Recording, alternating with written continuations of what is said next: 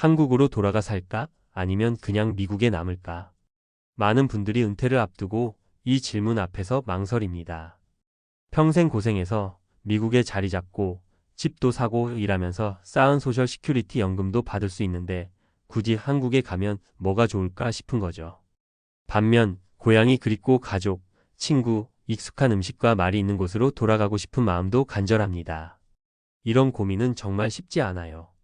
왜냐하면 단순히 내가 좋아하는 곳이 아니라 현실적인 돈 문제, 건강 문제, 삶의 방식이 다 걸려 있기 때문입니다. 저도 그런 이야기를 참 많이 들었습니다. 미국에선 집이 있으니 렌트비 걱정 없는데 한국 가면 매달 월세 내야 한다. 여긴 메디케어 있어 큰 돈 안 들어가는데 한국에서 병원비는 어떡하나. 참 맞는 말입니다. 이건 단순한 개인의 선택이 아니라 은퇴 후 삶의 질을 결정짓는 문제예요. 오늘은 그런 현실적인 고민을 좀 허심탄회하게 이야기해 볼까 합니다.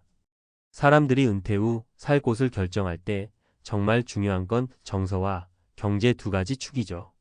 문제는 이 두 가지가 서로 충돌한다는 겁니다. 고향이 좋지, 한국 음식이 좋지 하면서도 막상 돈 계산하면 어휴, 거긴 월세가 장난 아니야 하고 주춤하죠. 첫 번째 사례는 70대 초반의 이민 1세대 부부 이야기입니다. 이분들은 뉴욕에서 40년 넘게 살았습니다. 집도 다 갚았고 소셜 시큐리티로 매달 부부 합쳐 $3,000 정도가 나옵니다. 큰 돈은 아니어도 둘이 살기엔 충분해요. 의료비도 메디케어로 해결됩니다. 한 번은 아들이 엄마 아빠 한국 들어가서 살아보라고 권했어요. 그래서 잠깐 나가봤는데 문제는 주거비였습니다. 서울은 아파트 전세금이 너무 비쌌고 월세도 미국보다 훨씬 비쌌습니다. 집을 사려니 미국 집을 팔아도 한국에선 작은 아파트 한 채 살까 말까였어요. 결국 이 부부는 이렇게 결론을 내렸습니다. 우린 그냥 미국에서 살자. 여긴 내 집이 있고 큰돈 나갈 일 없다. 병원비 걱정도 없다. 한국이 그립긴 해도 살기는 현실적으로 힘들었던 거죠. 두 번째 사례는 60대 후반 여성입니다. 남편이 먼저 세상을 떠나 혼자 된 지 5년째인데 그간 아이들이 한국에 오라고 권유했어요. 혼자 외로울까 봐요. 본인도 한국이 그립긴 했대요. 그런데 막상 따져보니 미국에서 받는 연금으로 한국에서 살기가 빠듯했습니다. 여긴 집이 있지만 한국 가면 전세라도 들어가야 하고 큰 목돈이 필요했어요. 의료보험도 문제였습니다. 한국 국민건강보험을 다시 가입하려면 매달 몇십만 원씩 내야 하고 나이도 있어 큰 병이라도 나면 비용이 무섭더랍니다. 결국 이분은 미국에선 메디케어 덕분에 병원비가 안 무섭고 집세도 안 나가니 그냥 남겠다고 결정했어요. 세 번째 사례는 조금 다른 결정을 한 분 이야기입니다. 60대 중반의 남성, 오클랜드에서 오래 살았고 소셜 시큐리티와 약간의 연금을 받습니다. 미국에서 생활비가 생각보다 올라가면서 그는 내가 굳이 이렇게 비싼 곳에 살아야 하나? 는 고민을 했어요. 한국 시골에 작은 집을 사서 가면 미국보다 훨씬 저렴하게 살 수 있다고 생각했죠.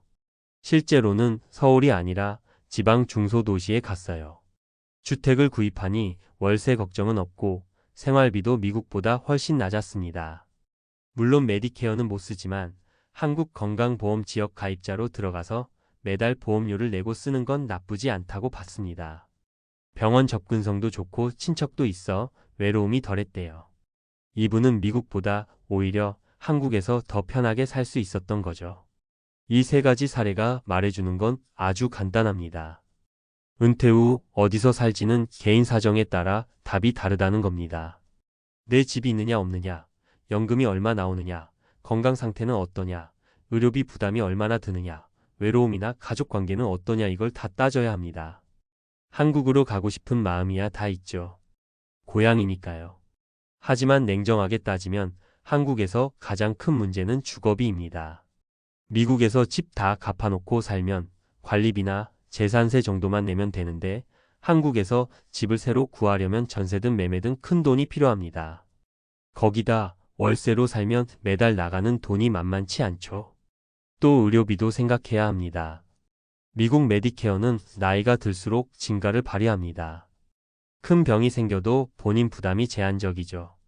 한국의 건강보험도 좋긴 하지만 지역 가입자로 들어가면 보험료가 만만치 않게 나오고 실손보험까지 들어야 할 수도 있습니다.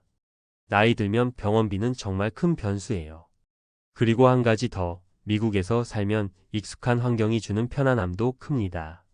언어 문제도 덜하고 친구들도 있고 교회나 한인 커뮤니티도 많죠.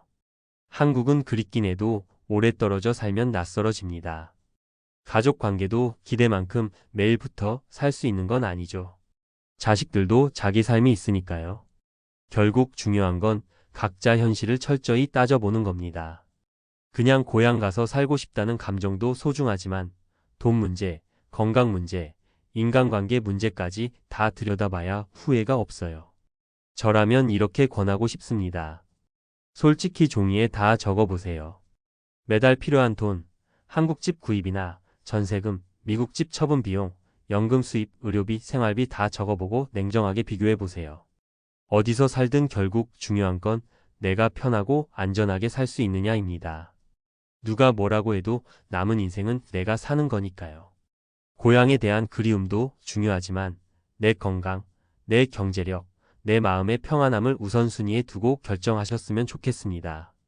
여러분도 혹시 비슷한 고민을 하고 계신가요? 그렇다면 지금이 바로 그 계산을 시작할 때입니다. 감정이 아닌 현실적인 숫자와 정보로 내 인생의 마지막 30년을 설계해야 할 시간이에요. 그럼 앞에서 나는 한국 갈까?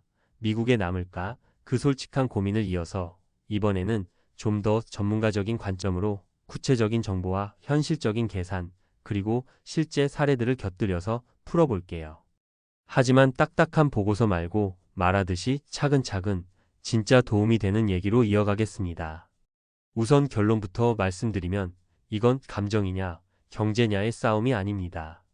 경제적 기반을 먼저 확보하고 감정을 따라가는 것이 가장 현실적입니다. 이걸 이해해야 후회가 적어요.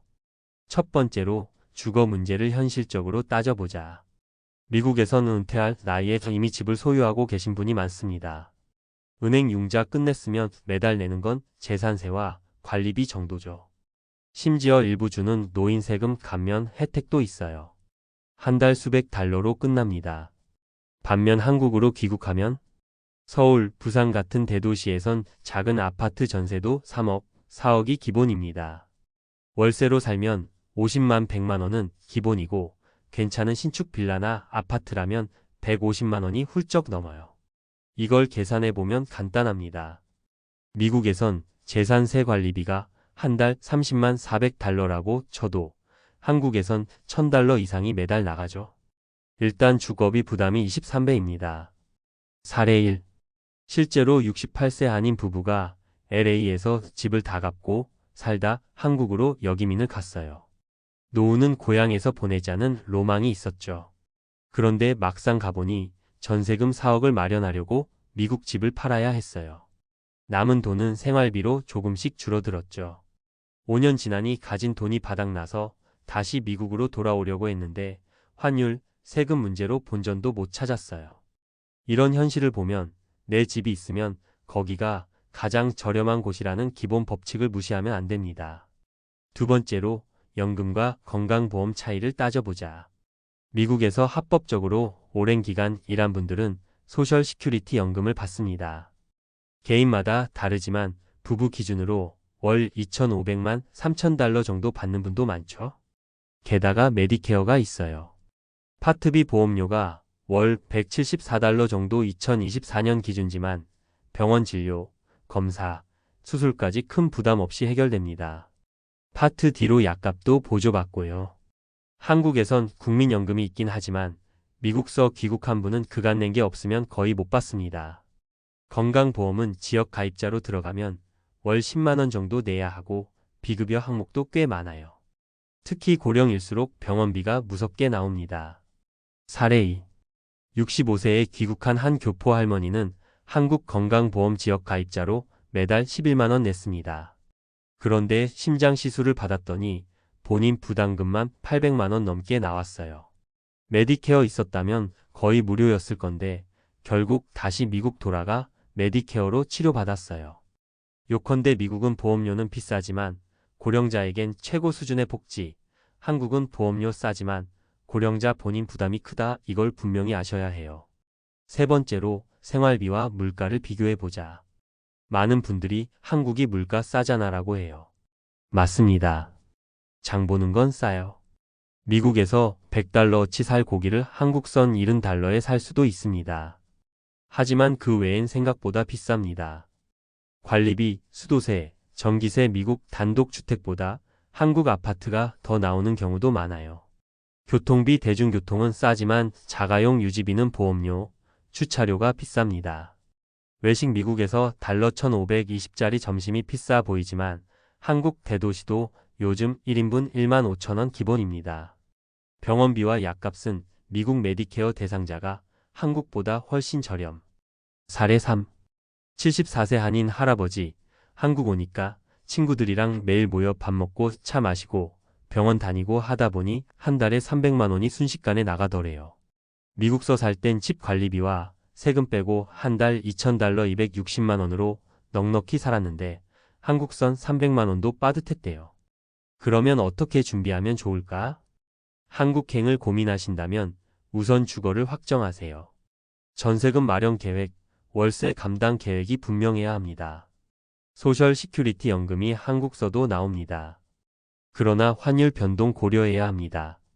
건강보험은 미국 메디케어가 한국보다 낫다는 사실을 인정하고 장기 체류 땐 한국 보험료를 꼭 시뮬레이션해 보세요. 생활비는 식재료는 싸지만 주거, 외식, 병원비가 의외로 비싸단 걸 명심하세요. 마지막으로 제일 중요한 건 감정적인 이유로 섣불리 결정하지 말라는 겁니다. 한국 가면 친척도 있고 음식도 좋고 정이 있다 맞는 말입니다. 근데 매달 빠져나가는 돈이 감당 안 되면 그 좋은 게 다 스트레스로 변합니다. 가장 좋은 시나리오는 뭔지 아세요? 미국 집은 유지하면서 한국은 장기 방문처럼 다니는 것. 양쪽 혜택을 다 누리는 분들이 실제로 제일 많고 만족도도 높아요. 결국 은퇴 후 삶은 돈 문제와 마음 문제를 동시에 해결해야 합니다. 감정은 중요하지만 경제적 기반이 없으면 감정이 버티질 못합니다. 이 글을 읽는 여러분이 어디서 살든 후회 없는 선택을 하셨으면 좋겠습니다. 그리고 선택하신 그곳이 진짜 내 집이 되기를 진심으로 응원합니다.